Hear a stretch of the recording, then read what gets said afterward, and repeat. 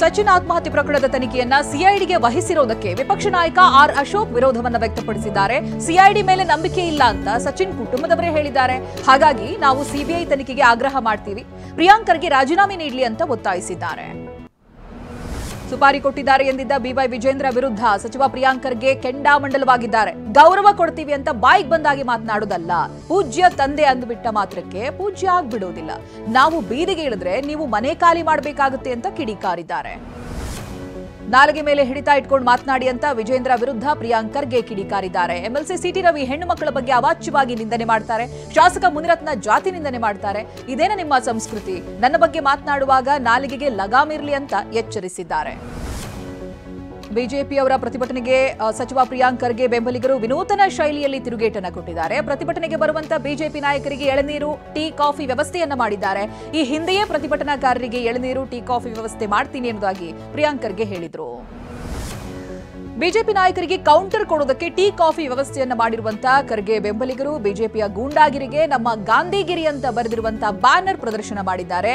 ಪ್ರತಿಭಟನೆಗೆ ಬರೋರಿಗೆ ಎಳನೀರು, water bottle ವ್ಯವಸ್ಥೆಯನ್ನ ಕೂಡ ಮಾಡಿದ್ದಾರೆ. ಕರ್ನಾಟಕದಲ್ಲಿ ಬಾಣಂತಿಯರ ಸರಣಿ ಸಾವು ಮುಂದುವರೆದಿದೆ. ಶಿವಮೊಗ್ಗದಲ್ಲಿ ಬಿಜೆಪಿ ರಾಜ್ಯಾಧ್ಯಕ್ಷ ವಿಜೇಂದ್ರ ಈ ಬಗ್ಗೆ ಕಿಡಿಕಾರಿದ್ದಾರೆ. ಮೃತ ಬಾಣಂತಿಯರ ಕುಟುಂಬಕ್ಕೆ ಪರಿಹಾರ ಕೂಡ ನೀಡ್ತಾ ಇಲ್ಲ.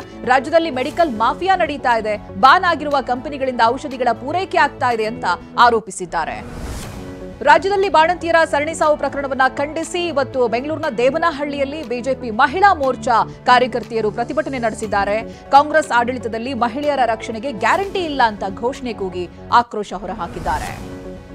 ಧಾರವಾಡದ ಬಿಜೆಪಿ ಮುಖಂಡ ಯೋಗೀಶ್ ಗೌಡ ಕೊಲೆ ಪ್ರಕರಣಕ್ಕೆ ಸಂಬಂಧಪಟ್ಟ ಹಾಗೆ ಇವತ್ತು ಶಾಸಕ ವಿನಯ್ ಕುಲಕರ್ಣಿ ಜಾಮೀನು ಭವಿಷ್ಯ ನಿರ್ಧಾರವಾಗುತ್ತೆ. ಜನಪ್ರತಿನಿಧಿಗಳ ನ್ಯಾಯಾಲಯದಲ್ಲಿ ಪ್ರಮುಖ ಆರೋಪಿ ಬಸವರಾಜ ಮುತ್ತಗಿ ತಪ್ಪೊಪ್ಪಿಕೊಂಡಿರುವುದು ವಿನಯ್ ಕುಲಕರ್ಣಿಗೆ ಸಂಕಷ್ಟ ಹೆಚ್ಚಿಸಿದೆ. ಬೆನ್ನು ನೋವಿನಿಂದ ಬಳಲ್ತಾ ಇರುವಂತಹ ಕೊಲೆ ಆರೋಪಿ ನಟ ದರ್ಶನ್ಗೆ ಸರ್ಜರಿ ಡೇಟ್ ಫಿಕ್ಸ್ ಆಗಿದೆ. ಸಂಕ್ರಾಂತಿ ವೇಳೆನೇ ಆಪರೇಷನ್ಗೆ ದರ್ಶನ್ ಗ್ರೀನ್ ಸಿಗ್ನಲ್ ನೀಡಿದ್ದಾರೆ ಅಂತ ಹೇಳಲಾಗ್ತಾ ಇದೆ.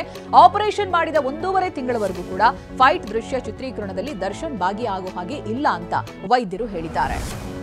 ರಾಜ್ಯದ ಜನ ಹೊಸ ವರ್ಷದ ಸಂಭ್ರಮ ಖುಷಿಯಲ್ಲಿರುವಾಗಲೇ ಸರ್ಕಾರ ಬಿಗ್ ಶಾಕ್ ನೀಡಿದೆ. ನಾಳೆಯಿಂದಲೇ ಸಾರಿಗೆ ನಿಗಮದ ಯಾವುದೇ ಬಸ್ ಹತ್ತಿದ್ರೂ ದರ ಏರಿಕೆಯ ಬಿಸಿ ತಟ್ಟಲಿದೆ. ಕೆಎಸ್ಆರ್ಟಿಸಿ, ಬಿಎಂಟಿಸಿ ಸೇರಿ 4 ನಿಗಮದ ಎಲ್ಲಾ ಬಸ್ಗಳ ಪ್ರಯಾಣ ದರವನ್ನ 15% ಏರಿಕೆ ಮಾಡಿದೆ. ಕೋಲಾರ ಜಿಲ್ಲೆಯ ಬಂಗಾರಪೇಟೆಯಲ್ಲಿ ತಹಶೀಲ್ದಾರ್ ಕುರ್ಚಿಗಾಗಿ ಕಿತ್ತಾಟ ಏರ್ಪಟ್ಟಿದೆ. 2024 ಡಿಸೆಂಬರ್ 31ರಂದು ವೆಂಕಟೇಶಪ್ಪ ವರ್ಗಾವಣೆಯಾಗಿತ್ತು. ಆ ಸ್ಥಳಕ್ಕೆ ಸುಜಾತರನ್ನ ನಿಯುಕ್ತಿಗೊಳಿಸಲಾಗಿತ್ತು. ಆದರೆ ವರ್ಗಾವಣೆ ಆದೇಶಕ್ಕೆ ತಡೆಯಾಜ್ಞೆ ತಂದಿದ್ದಂತ ವೆಂಕಟೇಶಪ್ಪ ಕೆಲಸಕ್ಕೆ ಹಾಜರಾಗಿದ್ದಾರೆ. ಸುಜಾತ ಕೂಡ ತಹಶೀಲ್ದಾರ್ ಆಗಿ ಕರ್ತವ್ಯಕ್ಕೆ ಹಾಜರಾಗಿದ್ದಾರೆ.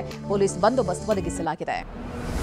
ದಾವಣಗೆರೆ ಜಿಲ್ಲೆಯ ಚನ್ನಗಿರಿ ತಾಲೂಕಿನಲ್ಲಿರುವ ಆಲೂರು ಗ್ರಾಮದ ಜನ ಕೋತಿಗಳ ಕಾಟಕ್ಕೆ ತತ್ತರಿಸಿ ಹೋಗಿದ್ದಾರೆ. ಮನೆಗಳಿಗೆ ಲಗ್ಗೆ ಇಡ್ತಾ ಇರುವಂತಹ ವಾನರ ಸೇನೆ ಟಿವಿ ಸೇರಿ ನಾನಾ ಸಾಮಗ್ರಿಗಳನ್ನ ಹಾಳು ಮಾಡ್ತಾ ಇದೆ. ಮನೆಗಳ ಮೇಲೆ ಜಿಗಿದು ಹೆಂಚುಗಳನ್ನ ಒಡೆದು ಹಾಕ್ತಾ ಇವೆ. ಕೋತಿಗಳ ಹಿಂಡನ್ನ ಅರಣ್ಯಕ್ಕೆ ಅಟ್ಟಬೇಕು ಅಂತ ಇದೀಗ ಗ್ರಾಮಸ್ಥರು ಒತ್ತಾಯವನ್ನ ಮಾಡಿದ್ದಾರೆ. ಸೌರವ್ ಗಂಗೂಲಿ ಪುತ್ರಿ ಸನಾ ಗಂಗೂಲಿ ಕಾರ್ಗೆ ಬಸ್ ಡಿಕ್ಕಿ ಹೊಡೆದಿದೆ. ಕೋಲ್ಕತ್ತಾದ ಡೈಮಂಡ್ ಹಾರ್ಬರ್ ರಸ್ತೆಯಲ್ಲಿ ಅಪಘಾತ ಸಂಭವಿಸಿದೆ. ಅದೃಷ್ಟವಶಾತ್ ಗಂಗೂಲಿ ಪುತ್ರಿ ಪ್ರಾಣಾಪಾಯದಿಂದ ಪಾರಾಗಿದ್ದಾರೆ. ಆಕ್ಸಿಡೆಂಟ್ ಬಳಿಕ ಬಸ್ ಚೇಸ್ ಮಾಡಿ ತಡೆದು ನಿಲ್ಲಿಸಿದ ಸನಾ ಗಂಗೂಲಿ ಪೊಲೀಸರಿಗೆ ದೂರು ನೀಡಿದ್ದಾರೆ. ಬಸ್ ಚಾಲಕನನ್ನ ಅರೆಸ್ಟ್ ಮಾಡಲಾಗಿದೆ. ಅಮೆರಿಕದ ಮಯಾಮಿ ಕ್ಯಾನ್ಸರ್ ಇನ್ಸ್ಟಿಟ್ಯೂಟ್ ಹಾಸ್ಪಿಟಲ್ನಿಂದ ಶಿವಣ್ಣ ಕ್ಯಾನ್ಸರ್ ಫ್ರೀ ಆಗಿ ಆಚೆ ಬಂದಿದ್ದಾರೆ. ಡಿಸ್ಚಾರ್ಜ್ ಆದ ತಕ್ಷಣ ಹ್ಯಾಟ್ರಿಕ್ ಹೀರೋ ಫೋಟೋಗೆ ಪೋಸ್ ಕೊಟ್ಟಿದ್ದಾರೆ. ಇನ್ನು ಶಿವಣ್ಣ ಜನವರಿ 24ನೇ ತಾರೀಕು ಅಮೆರಿಕದಿಂದ ಹೊರಟು 25ಕ್ಕೆ ಬೆಂಗಳೂರಿಗೆ ತಲುಪುತ್ತಾರೆ.